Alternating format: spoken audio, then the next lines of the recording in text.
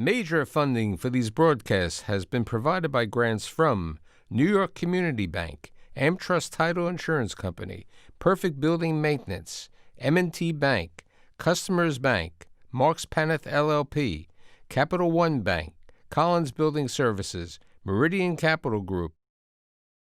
Additional support has been provided by grants from AKA Hotel Residences Corman Communities, Ariel Property Advisors, Amarant Bank, Bank of America Merrill Lynch, Briarwood Organization, Chase Commercial Mortgage Lending, Chase Commercial Term Lending, Citizens Bank, Dime Community Bank, Douglaston Development Levine Builders, Flushing Bank, Friedman LLP, Handro Properties LLC, Handler Real Estate Organization, Hodges Ward Elliott INC, Investors Bank, James D. Kuhn Real Estate Institute at Syracuse University, John Casamatides Red Apple Group, Keysight Capital Partners, Matone Group, New Banks, Newmark Knight Frank, Ocean First Bank, Optimum Window Manufacturing Corp., People's United Bank, Rockefeller Group, Rosewood Realty Services, Stonehenge NYC, SVN CPEX Real Estate Services, Tierra CRG, the Meringer Family Foundation,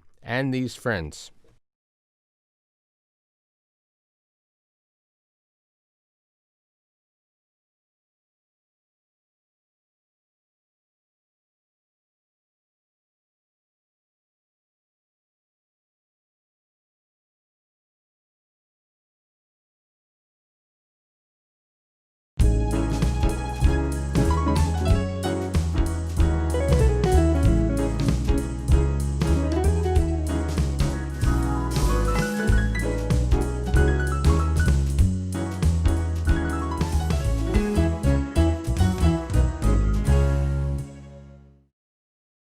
Boy, oh boy, born in the Bronx, living in Briarwood, going to University of Rhode Island.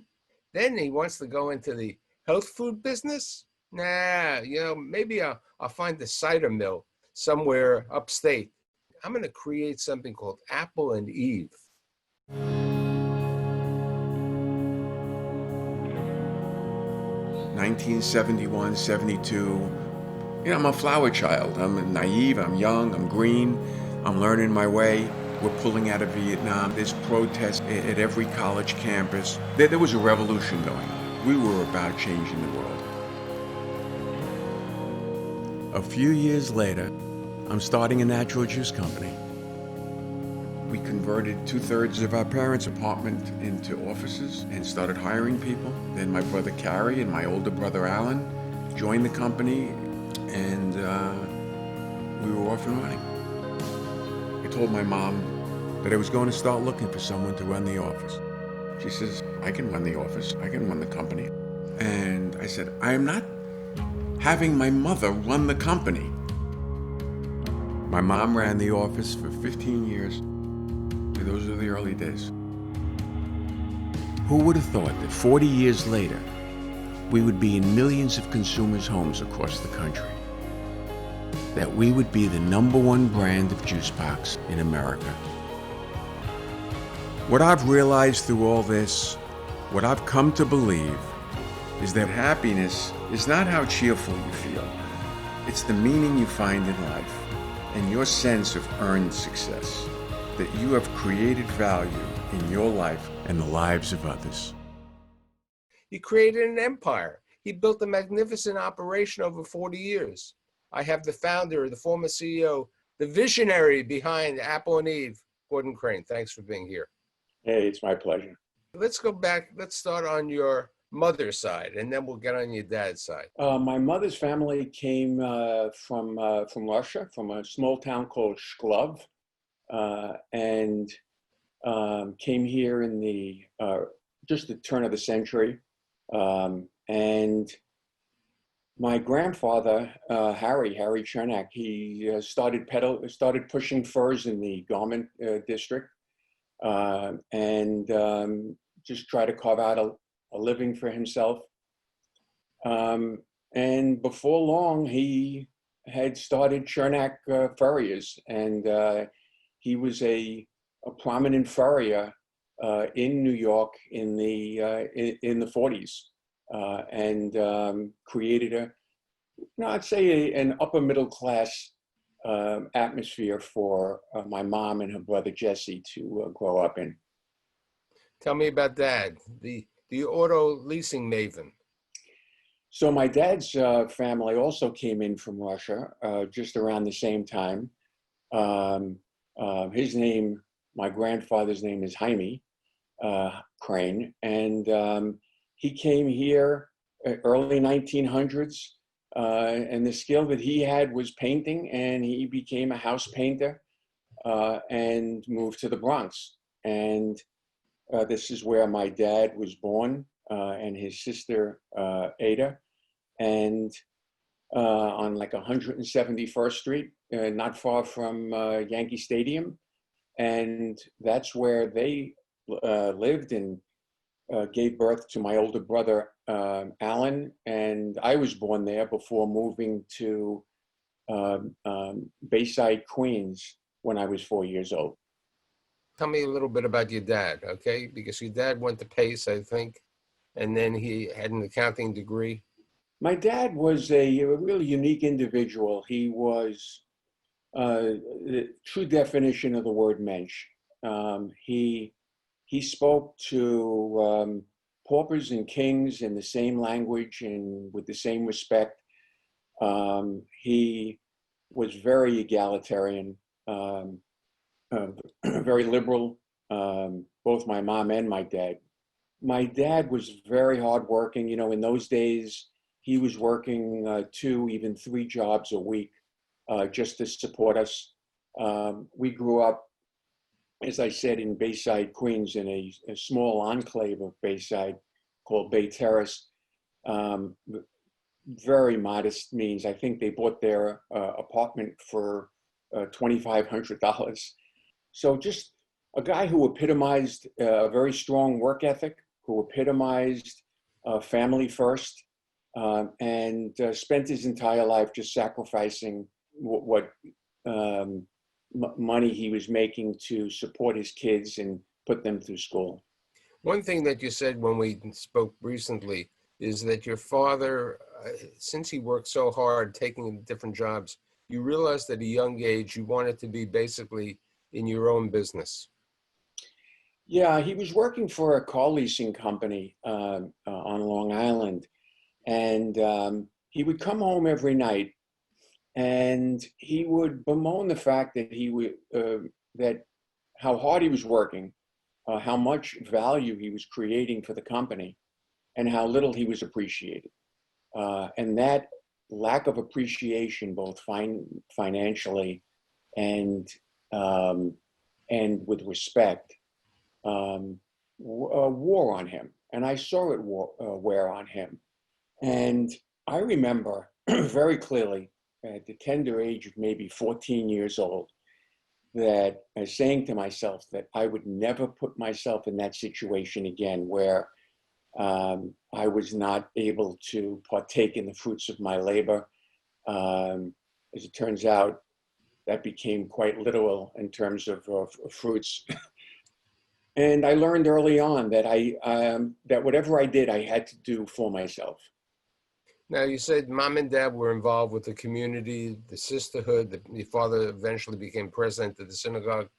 So when we moved in, it was mid 50s, and we moved into what was a Jewish enclave called Bay Terrace in Bayside, which was primarily Italian and Irish. And so the schools that we went to were very mixed neighborhood schools, which was great. It had great diversity. You learned at an early age how to talk to people of different ethnic backgrounds and different socioeconomic backgrounds. And so although I grew up kind of in a protected little enclave, that shield broke down early. We were hanging out at the bowling alley in Bay Terrace, and kids from town of Bayside were coming down with sticks and bats and chains to beat up on the Jew boys. And that's literal. I'm not making that up. But all that was just part of my upbringing, and it was fine, and it really made me who I am. And so I went off to college in '68.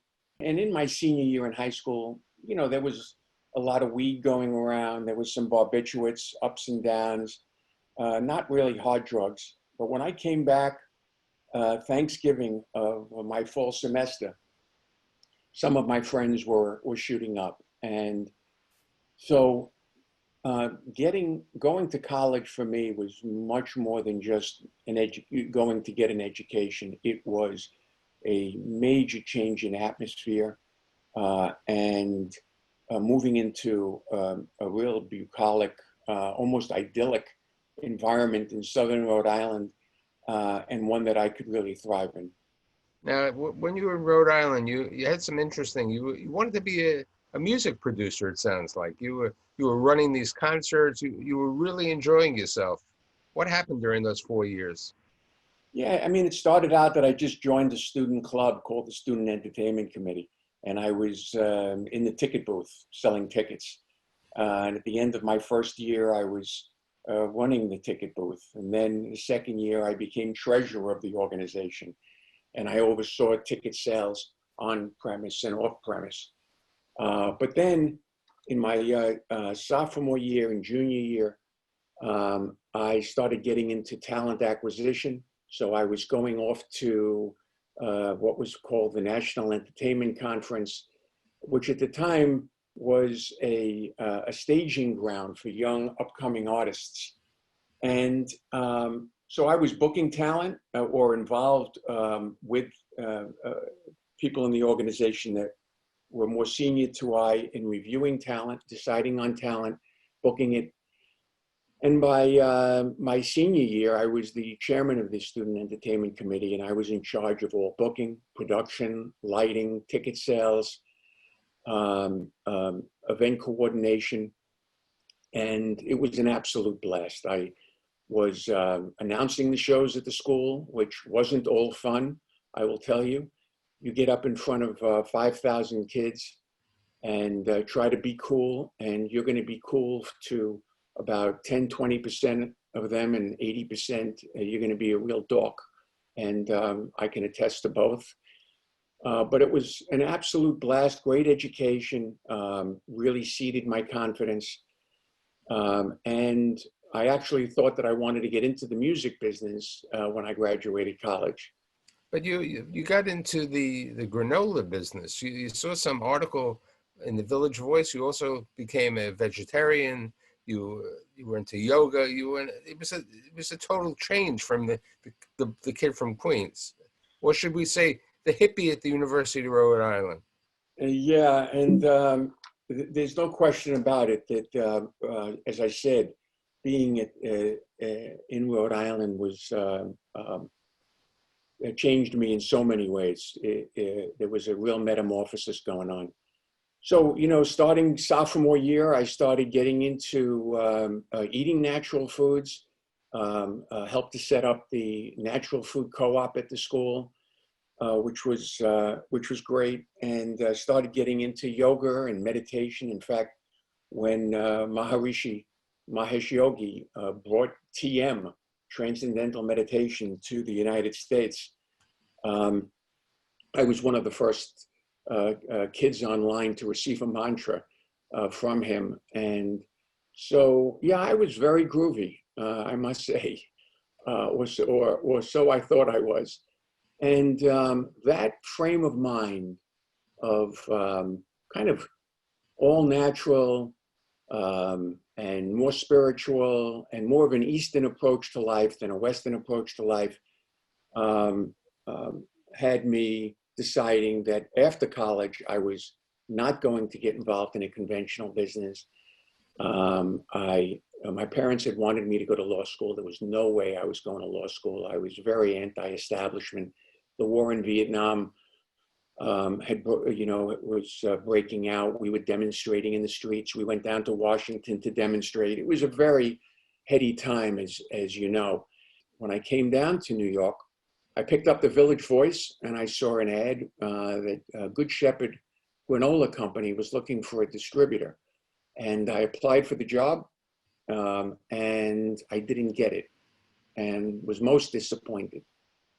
They gave it to a Long Island distributor called Natural Food Flow, and so I took the tail that was tucked between my legs and I pulled it out, and I said, let me call them and see if they have anybody to handle Manhattan. And I did, and they were quite receptive to me coming on board, opening up Manhattan for the company, and in fact, joining them as partner. Before long, we had 5 trucks on the road. We had warehouses in Bay Ridge, Brooklyn. Our first warehouse actually was in Hell's Kitchen on 52nd Street between 9th and 10th Avenue. Again, our approach was very, very alternative. We paid our employees based upon what they needed, not upon what job they performed. And so a truck driver of ours who had 3 kids was making more than I was. And I did that for a few years. So how did you start the juice company? You had your entrepreneurial business. You could have been a distributor of organic food. What happened? It was a great and exciting time when I was in my mid-20s, and I was actually driving the trucks, unloading the food, selling all the natural food stores that were opening. But I felt I wanted more than just food distribution. And I thought law school would be a good direction for me to go. I had no money to pay my way through law school, nor did my parents. There was no way I was going to move back home with my parents at 28 and go to school. And so to cover room and board, I had this idea. And the idea was to take the best-selling item off my trucks, which was natural style apple juice. And we were selling a brand called After the Fall. And I said, why don't I create a juice company of my own and start selling this natural style juice instead of to natural food stores, to supermarkets?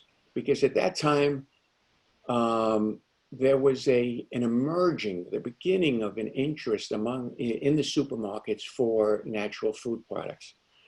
I went up to the Hudson Valley and I found a cider mill in Highland that was pressing apples. I went to some local growers and was able to buy their fruit from them on consignment, take the fruit, bring it to the cider mill, have it pressed, and then I needed a bottler. And so I found a bottler up in Massachusetts that would take tank loads of pure apple cider and bottle it. At the same time, I was thinking of a name for the company and the brand. And it came to me almost immediately, Apple and Eve. And I knew as soon as those words came off my lips that I had christened the company. And I knew it was a great name, and trademarked it, created some labels, slapped them on the bottles, and started selling. Just around that time, I was starting law school, and so my mother volunteered to run the office during the day out of her home, out of her apartment, the one I grew up in Bay Terrace. It was a spare bedroom. Yeah, exactly. Well, there was a spare bedroom. By the time, well, I'll get to that in a second. My older brother, who owned a natural food store in San Francisco, decided to give that up and move back east. My younger brother, Carrie, who was at the University of Buffalo, decided to join up with us. And we created a family business out of my parents' apartment. And when I say apartment, it was all of 2,200 square feet. And so the one of the bedrooms became the office. The other bedroom became another office. The kitchen became a testing lab. The living room or the dining room is where we would hold our meetings. And just a funny aside, it was about our 3rd year in business, and my dad had on his tax return had indicated that the house was a home office and he was taking a home office deduction. And the IRS came to audit. And he walks in and he looks around and he said to my mom and dad, "How come you only took 3/4 of a deduction? You should have taken the whole apartment rent as a deduction," because that's what we were using. So you're at law school, and you're interviewing. It's the year that you're interviewing. And what happens? So it's my third year in law school. Like everyone else, I'm preparing for the bar and I'm preparing for the next step. And so I started sending out my resume to some law firms in the city. I got a few interviews, and I went on them. And in the first interview, and I'll give it to you kind of anecdotally, but it's pretty close to what happened. At the end of the interview, the attorney says to me, "I'll tell you what, how about I walk out this office, the owner of my own company that just did $1 million in sales this year, and you sit behind this desk and work for this turkey law firm." And I walk out and I go, well, that's a nice way of saying that he's not interested in hiring me. But it happened again, and it happened again. By the third time, I said, there's a message here. And I had to make a decision. Was I going to spend the next 7 years commuting back into the city to hope to make partner, which I was confident I would, or did I want to stay with the juice company? Now, keep in mind, my intent when I graduated, I was just going to pass the baton to my mom and my brothers and say, you can have it. But there was a fork in the road, and I decided to take the road less traveled, and decided to stay with the juice company. And it was the best move I ever made. Now, the juice company grew, and you didn't have a partner until you had a private equity firm come in. Like how many years into the business? 27? Yeah, it was like 23 years into the business. We took on our first private equity partner. So we sold a small piece of the company, raised some capital. It allowed us to kind of write our balance sheet. It allowed us to do our own receivable financing and inventory financing. A couple of smart people came on the board from the private equity group, and the company started to grow. So what we did with that infusion of capital was we had been self-seeding, self-growing the business over the years. And so we were taking our profits and rolling them into launching new products. So it started out as apple juice, and then it became cranberry juice, and then cranberry juice blends, and then different fruit juice blends, and then different juice blends, not just in glass packaging, but in juice boxes. We were the first company in the United States to launch the aseptic juice box. We put our fruit juice in cartons, and we started going national. Let's now talk when you sell the company in total later on. Before that, in 2007, we had to take the first private equity partner out, which we did with a second private equity partner, Clearlight. They came in 2007. We built and grew the business significantly together. And then in 2014, we were approached by a strategic partner from Canada, Lassonde. And Lassonde was looking for a branded footprint in the US. They had manufacturing. They made us a solid offer. And my private equity partner and I decided that we were going to jointly sell our shares to them.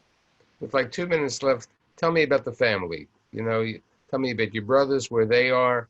Tell me about your kids. Tell me about Helene. Okay? I am the proud father of 3 kids. Taylor Crane, age 31, who's living in Williamsburg. Ariel Crane, age 29, was living in Williamsburg until COVID hit, and then came back home, a little bit to her lament, but much to my joy.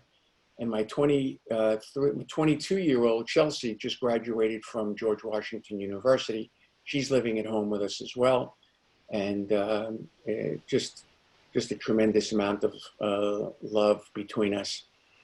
I met Helene 10 years ago. Helene has two sons, Blake and Miles.